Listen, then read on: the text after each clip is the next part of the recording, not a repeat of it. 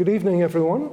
My name is Stuart Gill. I think I know most of you in the room. I'm the Master of Queen's College, and it's delightful for me to be able to welcome you all here this evening to our 2021 Sugden Fellow. You might think I've made a mistake there. It was Peter was in fact with us last year off and on, and we had intended to have this oration in the second half of last year. And of course, you know what happened. We went into one of these lockdowns again, and we decided we don't want to do this on Zoom, so we will wait until 2022. So we welcome Peter as the Fellow for 21 and also 22. As we come together this evening here at Queen's College, I would like to acknowledge the traditional custodians of the land on which we meet, the Wurundjeri people of the Kulin Nation, and pay respects to elders past and present, and to acknowledge that people have been meeting on this land for thousands of years to do what we're doing tonight, to enjoy our company together, to enjoy some drinks, to enjoy food, but most of all to share knowledge and wisdom. And we look forward to what Peter is going to share with us. I think it's very appropriate that the Sugden Fellow this year is Peter Holbrook. The first Master of Queen's College that we see in the portrait to my left here was Dr. E.H. Sugden. He was a bit of a polymath, interested in theology, in science, in music, in drama, and literature.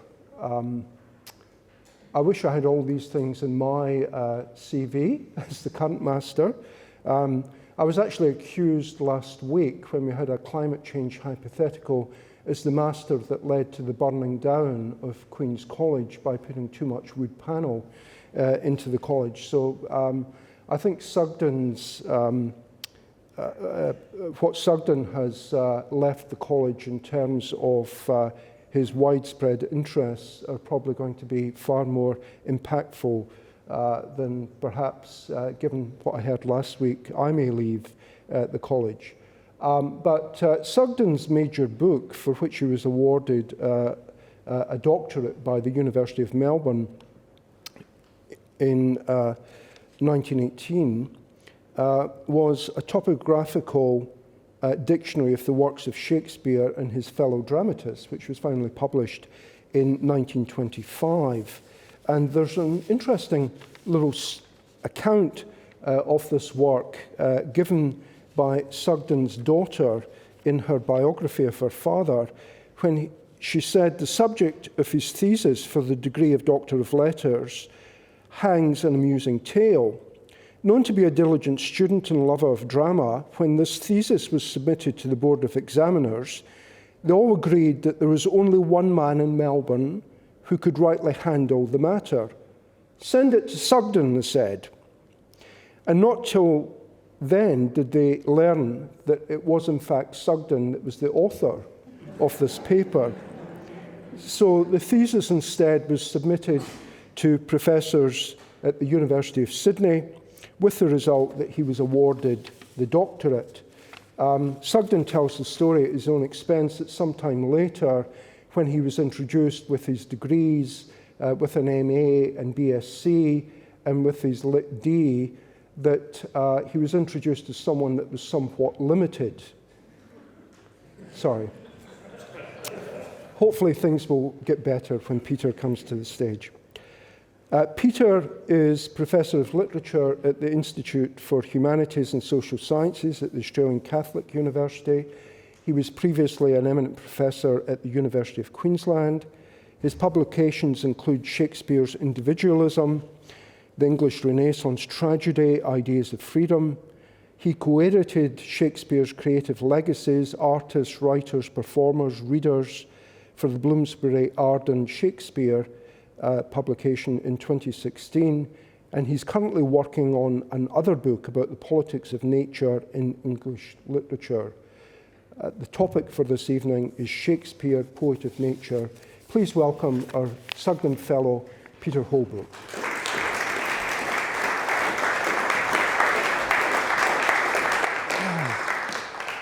Well, thank you very much, Stuart. I really appreciate that generous introduction. There it is. That's why I'm here, I suppose, because Edward Sugden, the founder of this college, was a great Shakespearean. Almost 600 pages, closely printed, double columns, every location, every city, every country mentioned in Shakespeare. This is where you go to find out about it. It's a work of scholarship that I doubt has been, I simply don't know how he fitted all of these things in, because as Stuart was saying, Sugden, was not only a gifted and ambitious university administrator, a man of, religious conviction, someone who really was dedicated to public service. I found out recently that it was his efforts, along with others, that led to the founding of the Wesley Central Mission. He was deeply concerned with poverty and so on. I'll have a little bit to say about that sort of social mission side of his life and of others a bit later. In addition to that, prior to the age of the internet, he produces this magnificent work of scholarship where you have to actually go and find the books and so on. As I did today, I was let into the archives and found it, and I've enjoyed previously dipping into it. Well, before I begin, I just do want to thank the college for this honour. I've been coming down over the past, 18 months. It's been a very welcoming place. I'm greatly in the debt of the Master, Stuart, of course. Also, the staff in general at the college have been so warm and friendly and welcoming and efficient. Michelle Mulder, Lisa Scholl, of course, the academic director here, the office staff generally, people like Integra and so on. So I'm truly grateful for their help to me as I've been a visitor here. I'd also like to acknowledge that I'm speaking on the land of the Wurundjeri people. Another Sugden connection there. He was not only a scholar of Shakespeare, but he was deeply interested in the emerging field of anthropology. And in fact, he appointed, I found out a little while ago, 2 fellowships. The great pioneering anthropologist of Aboriginal society, Baldwin Spencer, who went on to write with Spencer. Baldwin went on to write with Spencer a great pioneering field study of Aboriginal society. So I'm going to talk about Shakespeare and nature. It's a very old topic, it's a vast topic. I'm going to begin sort of in a very focused way, and then I hope to sort of branch out into some larger implications of what nature might mean in Shakespeare. But to begin with, I want to begin by just noting that my title is taken from Samuel Johnson, Dr. Johnson, in the 18th century. Oh, by the way, I'm going to refer to these quotations quite closely, so it's handy if you've got them in front of you. And you'll see there that in 1765, Johnson publishes his great edition of Shakespeare's works, and he appends to it a preface. And this is what he has to say about Shakespeare and nature. He says, Shakespeare is above all other writers, at least above all modern writers, the poet of nature. The poet that holds up to his readers a faithful mirror of manners and of life. And he says, even where the agency is supernatural, even witches and fairies and whatnot in the plays, nonetheless, you recognize that these supernatural figures are behaving as human beings would behave in those circumstances. And then he goes on in the great sentence, famous sentence about Shakespeare. Johnson says, "This, therefore, is the praise of Shakespeare, that his drama is the mirror of life, that he who has mazed his imagination in following the phantoms which other writers raise up before him may here be cured of his delirious ecstasies by reading human sentiments in human language, by scenes from which a hermit may estimate the transactions of the world and a confessor predict the progress of the passions. So Shakespeare here is the writer who describes human existence as it really is. The person who's lost his sense of reality reading absurd fictions, perhaps Johnson has Don Quixote in mind here, can by reading Shakespeare reconnect with reality. Even a hermit in his cave or a devout monk in his monastery, a confessor, could, from a reading of Shakespeare, find out about such basic human drives as love, sexual desire, anger, and so on. So this is a standard and very old way to praise great works of art, to focus on their mimetic or imitative power. Shakespeare himself actually has a conception of this power of art. You'll remember that Hamlet puts on a play in the court at Elsinore, and there's a famous passage where he advises the players or actors how they should act.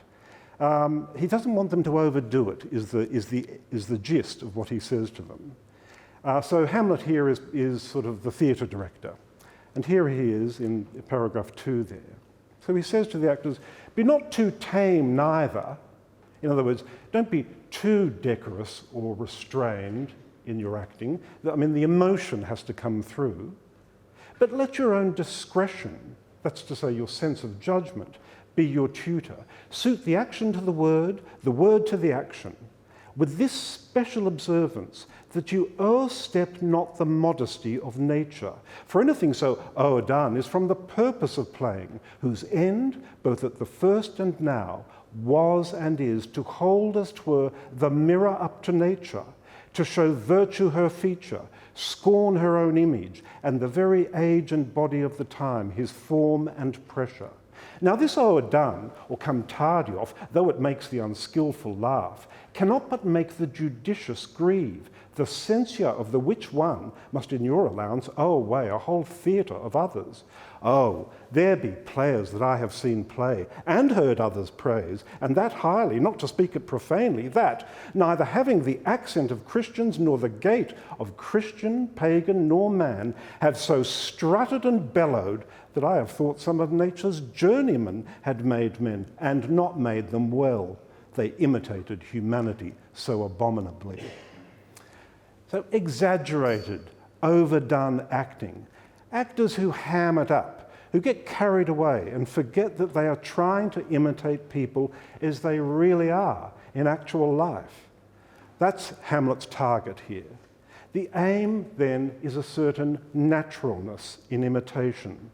These bad actors are like journeymen who aren't masters of their craft of imitation. Their unnatural acting might please those who don't know about art, the unskillful, but the judicious, those who do know a thing about or two about acting, will grieve at the performance. Art, then, should stick close to nature. Shakespeare's rival and friend, the poet and playwright Ben Jonson, praises Shakespeare as the poet of nature, just as Samuel Johnson did in the 18th century. And here in paragraph 3 is Ben Jonson. He's writing a poem in praise of Shakespeare. Nature herself, says Johnson, Ben Jonson, was proud of his designs and joyed to wear the dressing of his lines, which were so richly spun and woven so fit as since she, that's nature, will vouchsafe or accept no other wit. The merry Greek, tart Aristophanes, neat Terence, witty Plautus, now not please, but antiquated and deserted lie, as they were not of nature's family. Yet must I not give nature all. Thy art, my gentle Shakespeare, must enjoy a part. Shakespeare's drama, in Jonson's account of it, has made the great Greek and Roman playwrights seem antiquated, as if they were not of nature's family. The suggestion is that art and learning knowledge of the classical authors like Plautus and so on is perhaps not the most essential quality of a great dramatic artist. Though notice that art too has its place. Johnson's very careful to say that, look, it's not just that he's naturally gifted, you know, like well, I know there's a footballer in the room, Gareth Andrews, and I was thinking about this. It's not just that you've got natural skill, you know, to play the game. It's also that you've got a little bit of training and art. And that's what Johnson says. It's not only sort of natural talent, it's also art. Nevertheless, the emphasis is on natural ability. Johnson was an extraordinarily scholarly writer, much more so than Shakespeare. And the poet and playwright John Dryden, writing in 1668, said of him that, and this is quotation 4, "As for Johnson, I think him the most learned and judicious writer which any theatre ever had." Dryden, in that same essay, gives us one of the great statements about Shakespeare's natural art. This is quotation 5. "To begin then," says Dryden, "with Shakespeare. He was the man who of all modern and perhaps ancient poets had the largest and most comprehensive soul. All the images of nature were still present to him, and he drew them not laboriously, but luckily. When he describes anything, you more than see it, you feel it too. Those who accuse him to have wanted or lacked learning give him the greater commendation. He was naturally learned. He needed not the spectacles of books to read nature. He looked inwards and found her there." So this is a new standard for art. The great genius doesn't need book learning, knowledge of the ancient models, the great classical authors, but an ability to read nature, to respond directly to reality. Shakespeare's successor, John Milton, the author of Paradise Lost and other masterpieces, seems to contrast the easy, natural flow of Shakespeare's verses, or numbers, with Johnson's more learned and ponderous art. This is quotation 6. "For whilst to the shame of slow endeavouring art," says Milton to Shakespeare in this poem, "thy easy numbers flow." So slow endeavouring art is Johnson, laborious, scholarly, careful. Shakespeare's verses flow easily. Milton here echoes what Shakespeare's first editors, John Hemming and Henry Condell, said of their old friend and colleague. Here, Hemming and Condell are writing in the so-called First Folio, the first collected edition of Shakespeare's works, which was published in 1623. And they, in the preface to that volume, they describe Shakespeare as a happy imitator of nature. His mind and hand, they say, went together. And what he thought, he uttered with that easiness that we have scarce received from him a blot in his papers. What they mean is that the manuscripts of Shakespeare were clean and unblotted, not full of scratchings out, rewritings, revisions. Shakespeare just wrote as he thought and felt, didn't overthink things.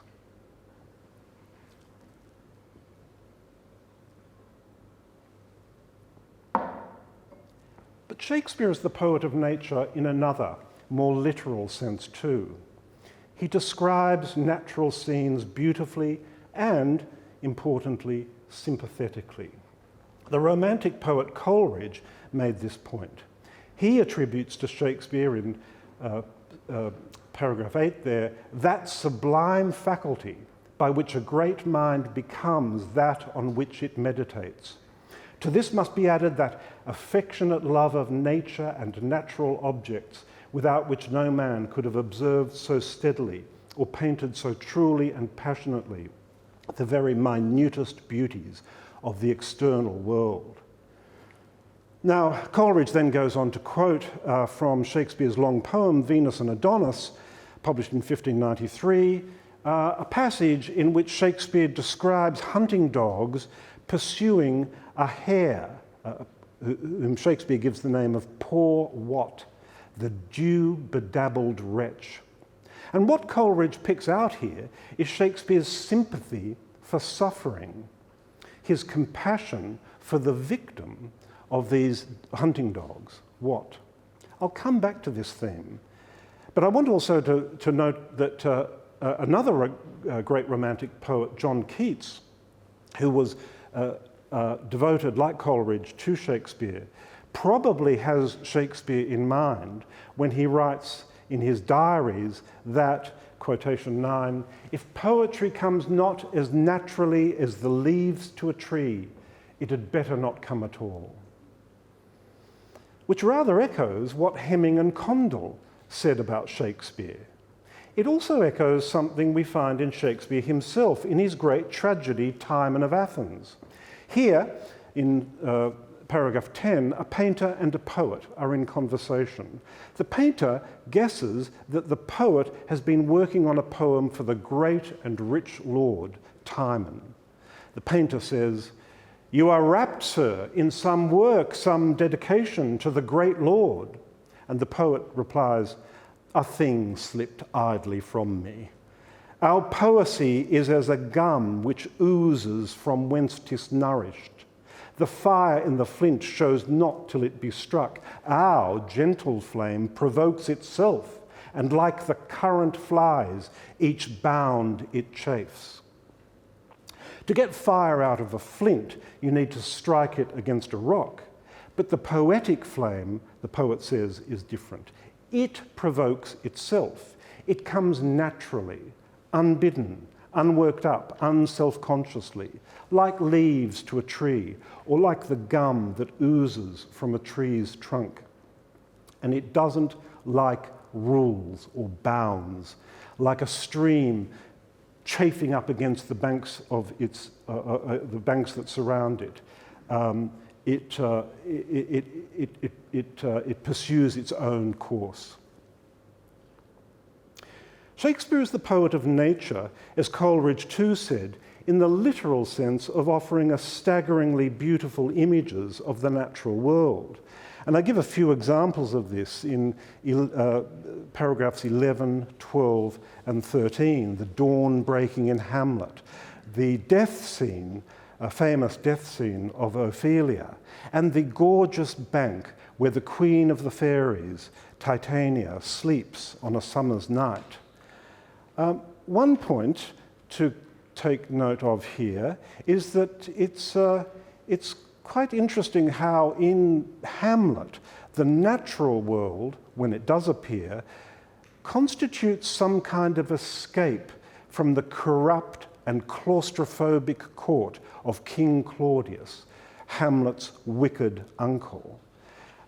If I've got time, I might go back to some of these beautiful passages. I'll just give them as examples of what Coleridge is talking about, you know, Shakespeare's close and sympathetic observation of nature. But I want to make the general point that nature in these passages, in Hamlet, certainly the description of Ophelia, sort of stands outside and in contrast to the oppression and corruption of the court. It's a world elsewhere, as it were. And Ophelia's purity is conveyed by the way in which she almost becomes at one with the stream in which the brook in which she drowns. She becomes, as Shakespeare says, like a creature native and endued unto that element. The 20th century philosopher Ludwig Wittgenstein said something enormously suggestive on this question of Shakespeare and nature. He pointed to something gloriously unfinished, open, provisional, sketchy about the plays. the sense they convey of an artist who is not bothering to cross every T and dot every I. The plays have an experimental air about them. Shakespeare leaves much that is unexplained, rough, vague. You can think of examples like this, famous ones like, the fool in King Lear, who's such an important character at the beginning of the play, just disappears. We never hear anything more about him. Shakespeare doesn't bother to tell us what's happened. Why does Hamlet delay in his revenge and so on? These are just left for us to think about. This, of course, leaving much explained, rather, you could say, makes the plays more rather than less lifelike. After all, life itself generally resists neat summings up. And Wittgenstein, I think, captures this. He says in paragraph 14, his pieces give me an impression as of enormous sketches rather than of paintings, as though they had been dashed off by someone who can permit himself anything, so to speak. People stare at Shakespeare in wonderment, almost as at a spectacular natural phenomenon. Wittgenstein speculated that the capacity to admire Shakespeare properly might require being able to, quote, accept him as he is, in the way you accept nature, a piece of scenery, for example, just as it is. It's worth pointing out that Wittgenstein didn't like this quality of vagueness in Shakespeare. He wanted more precision. He's a philosopher, and much of his career is trying to get people to think clearly about things rather than leave things vague and muddled. Well, I've mentioned that that nature in Hamlet represents a kind of escape from a corrupt court. And this is a recurrent motif in the works, that nature is a place you can go to get a sense of life undistorted by a corrupt society obsessed with power and wealth. In As You Like It, the good Duke Senior has been driven into exile by his usurping brother. He and his companions have become countercultural hippies living a simple life of equality in the forest of Arden. And here's Duke Senior in paragraph 15, addressing his friends. Now, my co-mates and brothers in exile, hath not old custom made this life more sweet than that of painted pomp? Are not these woods more free from peril than the envious court? Here feel we not the penalty of Adam, the season's difference, as the icy fang and churlish chiding of the winter's wind, which when it blows upon my body, even till I shrink with cold, I smile and say, this is no flattery. These are counsellors that feelingly persuade me what I am. The hippie Duke doesn't complain about the cold winds that he's now subjected to as a refugee in the forest. He actually finds that this helps, these winds, these hardships of daily life, help him to keep it real. He likes the way the winds remind him he is only a human being like anyone else, subject to the elements. These are no flatterers. The penalty of Adam, the change of seasons that came about when Adam rebelled against his creator and thereby changed the world from a state of eternal summer to a world in which winter occurs. The penalty of Adam is to be welcomed. Truth is better than lies. King Lear is a play much concerned with truth. In that play, a group of aristocrats, sort of kind of Nazi-level brutality, have seized control of the state and driven the old king into exile. So there's a comparison with Duke Senior here. Lear has become an exile like Duke Senior in his own country. He and his companions, like Kent and the Fool, are driven on to the barren, freezing heath. And here, the good, rich characters discover a few home truths about inequality and the suffering of the poor.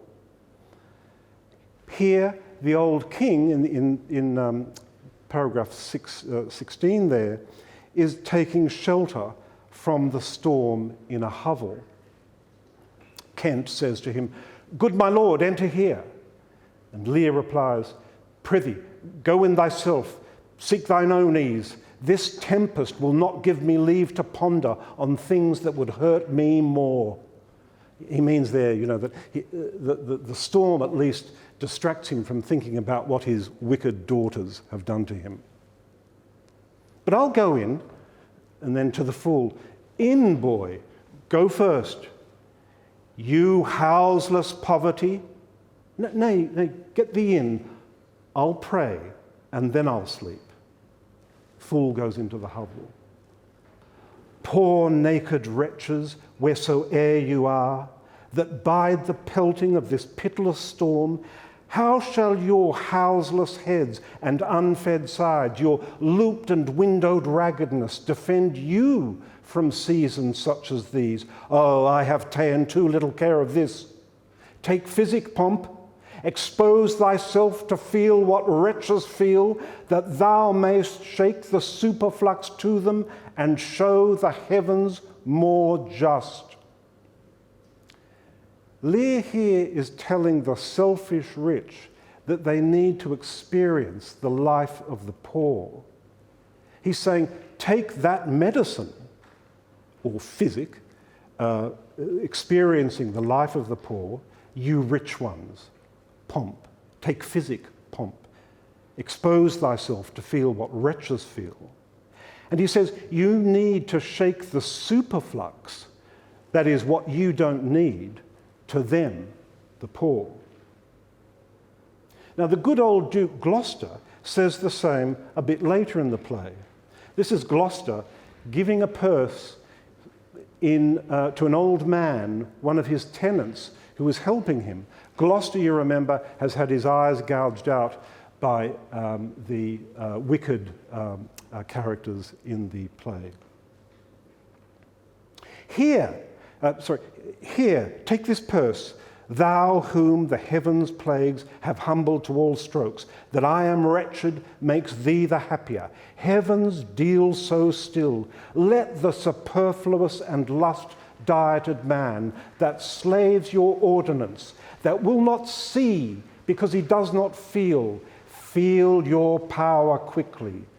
So distribution should undo excess, and each man have enough.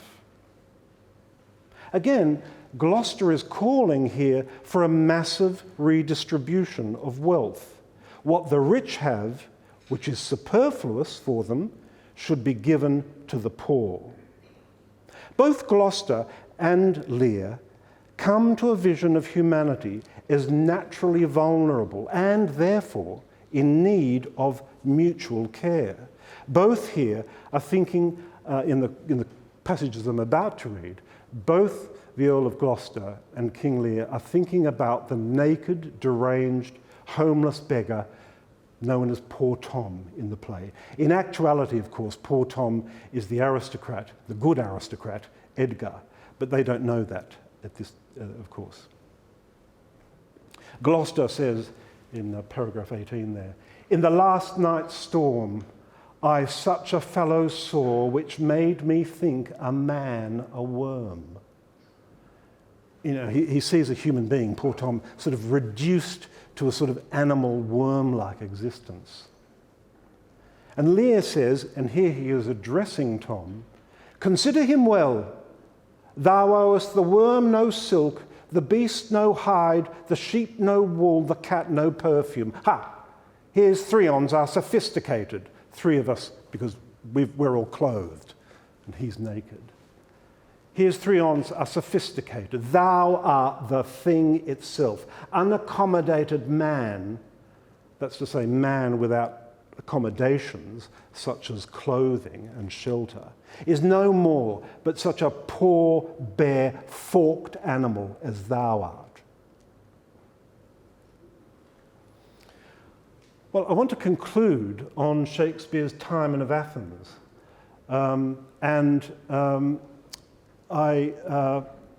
This is a play that's not perhaps as well known as Shakespeare's other tragedies. So I'll need to give you a little bit of a sense of what's going on in it. Timon of Athens describes a very wealthy man, Timon, a lord in Athens, who is of an extraordinarily generous nature. And he gives freely of his wealth to his friends as he sees them. Of course, what happens is that eventually he suffers some financial misfortunes, and he goes to his friends thinking that, of course, they'll help him because, after all, he's helped them so many times before. Well, you know what happens. His friends are really toadies, double-faced parasites, and they're all just suddenly amazingly short of cash.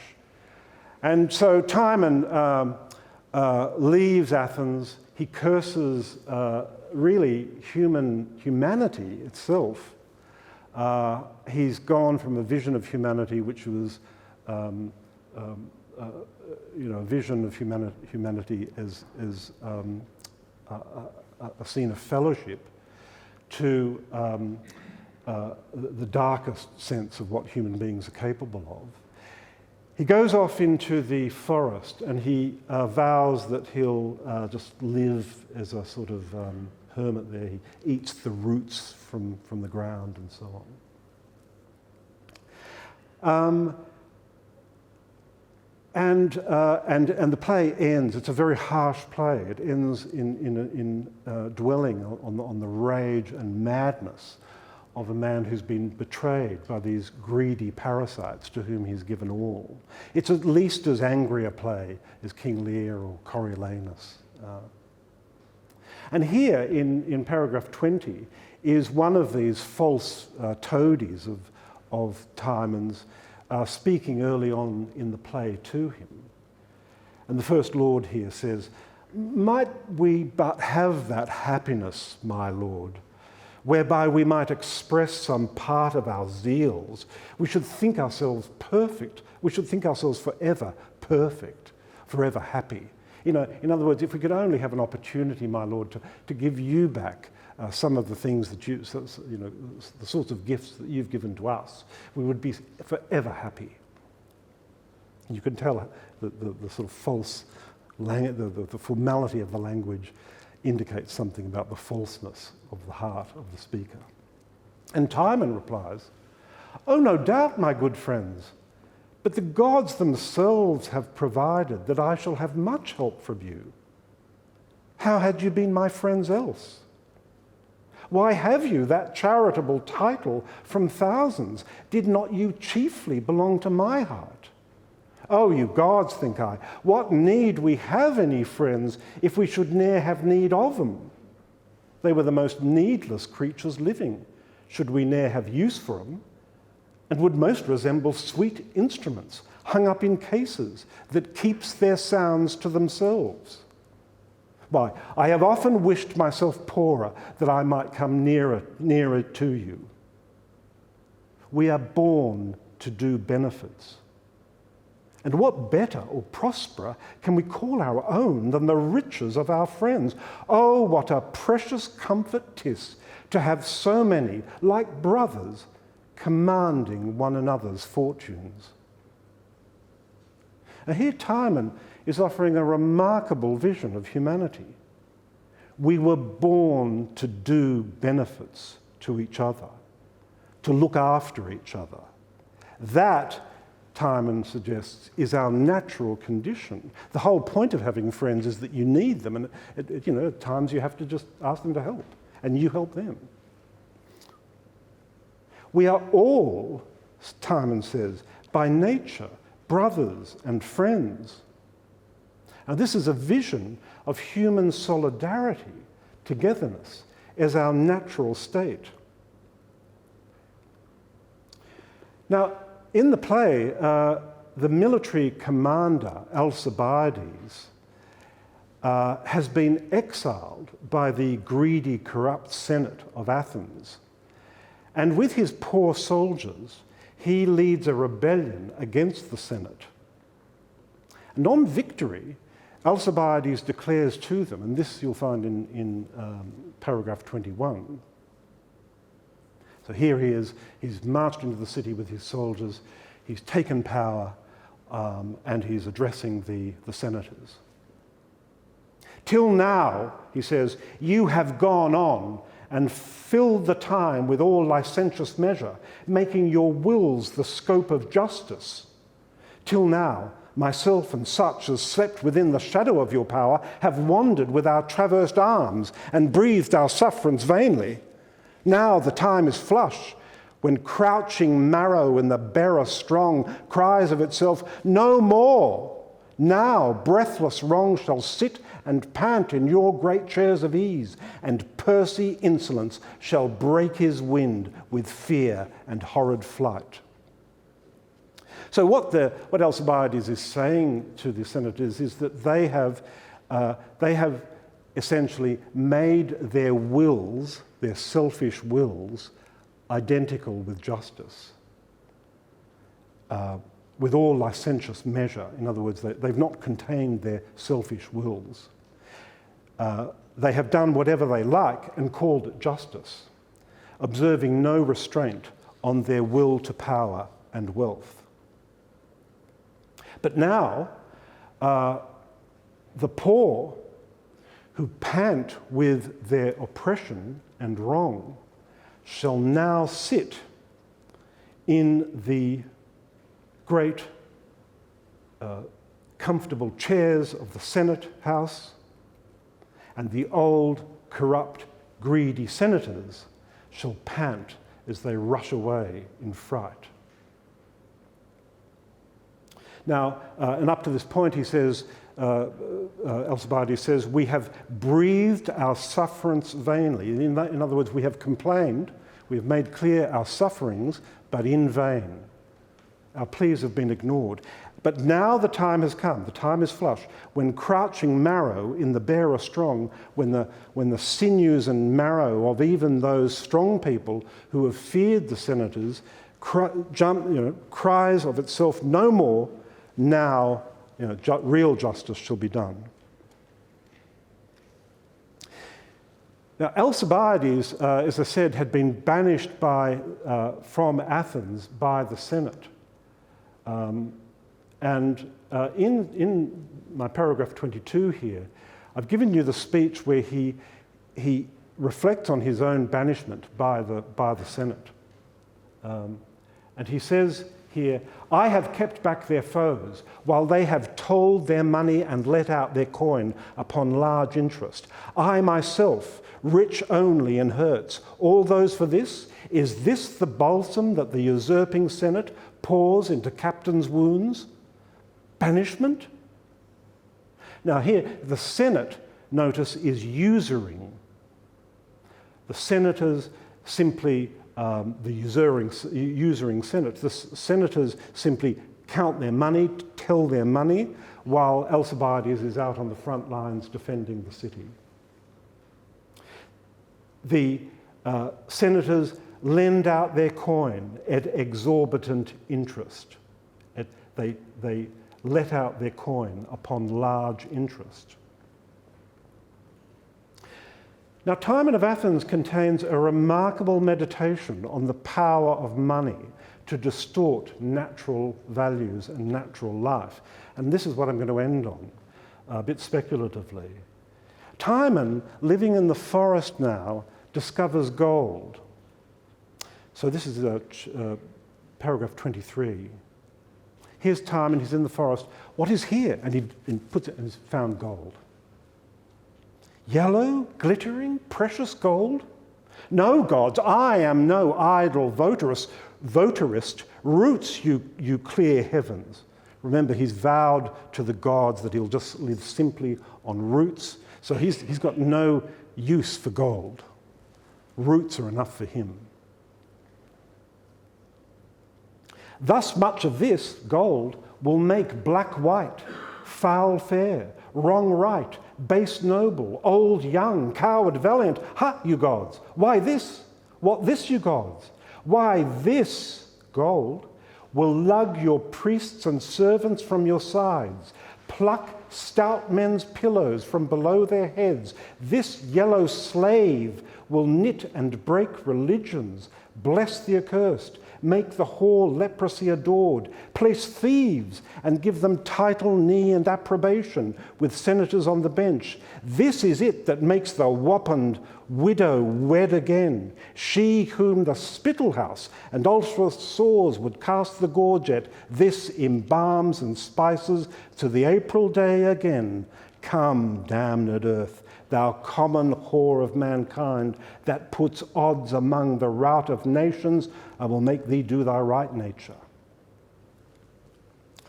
Now, Timon here is talking about how a society totally dominated by money and money values ends up distorting natural human realities. Thieves, if they've got enough money, can become senators, can find a place on the bench.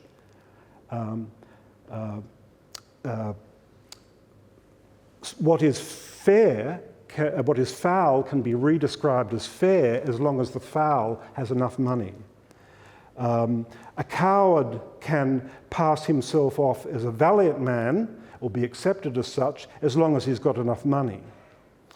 Money will cause the heirs of rich men to smother them with their pillows. Money will pluck priests and servants from the sides of their masters or their church.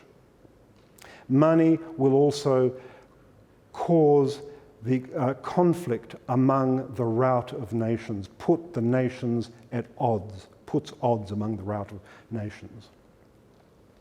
An uncontrolled obsession with money, Timon says, can corrupt everything and can distort all natural distinctions among things and people, make black seem white, make foul seem fair, etc. Can make the ugly man be accepted as handsome if he has enough money, and so on. Now, you may or may not know, but one of the most devoted and passionate readers of Shakespeare in the 19th century was none other than Karl Marx, who was devoted to, as I say, devoted to Shakespeare, and he responded powerfully to Timon of Athens. He quotes from the play extensively in one of his early writings, the so-called economic and philosophic manuscripts written in Paris in the 1840s, when Marx himself was an exile, a political exile. Here, in these manuscripts, Marx repeats what Timon is saying, that when money and money values become the only dominant value in a society, when money becomes what Marx calls a visible deity or God, it distorts natural human relationships and distinctions. So Marx, as you see in paragraph 24, writes, after quoting these speeches on gold, two big speeches on gold from Timon, Marx writes that money is or can become the visible divinity, and that it is it can cause the transformation of all human and natural properties into their contraries. It can make brothers of impossibilities. Now, this is not so easy to understand, but actually Shakespeare puts it more clearly. Shakespeare says, Timon says, that money is a visible God that solders, joins together, close impossibilities. It makes things that should be kept apart come together and makes them kiss. Money, Marx goes on to say, transforms fidelity into infidelity, love into hate, hate into love, virtue into vice, vice into virtue, servant into master, master into servant, idiocy into intelligence, and intelligence into idiocy. So, you might be actually not physically attractive or that physically attractive, but money, if you've got enough of it, will make you appear so. You may not be that intelligent, but money, if you've got enough, can make you appear so. So money, for Marx, is a sort of, it brings about a world upside down. It confounds and compounds natural and human qualities. Money has this nightmarish and diabolical power, if it is left unchecked, to overturn and confound all natural hierarchies, to turn the world upside down. When money becomes God, when nothing in society matters except money, we're living, Marx via Shakespeare says, in a distorted world in which nothing makes sense anymore. An unnatural world in which it's not the distinction between the beautiful and the ugly, or the good and the bad, or the noble and the ignoble, or the true and the false that matters, but instead, who has more money? Shakespeare, the poet of nature, saw this as clearly as Marx did some centuries later. Thank you very much.